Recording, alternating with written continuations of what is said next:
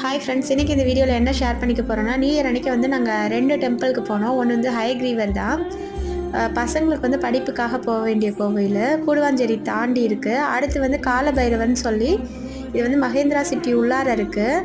செம்மையாக இருந்துச்சு. கோவிலை பார்த்தோன்னே எல்லோரும் ரொம்ப ஹாப்பி ஆகிட்டோம்.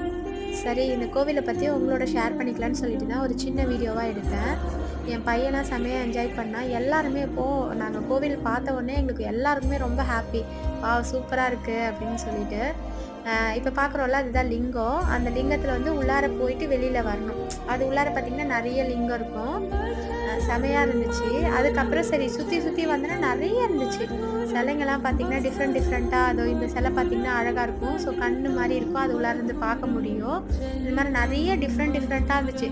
சரி, இதெல்லாம் வெளியில் இருக்க சாமி. மெயின் சாமி வந்து வீடியோலாம் எடுக்க முடியாது, நேரில் தான் பார்க்க முடியும். செமையாக இருந்துச்சு. எங்கள் நியூ இயர் இப்படி தான் போச்சு ஃப்ரெண்ட்.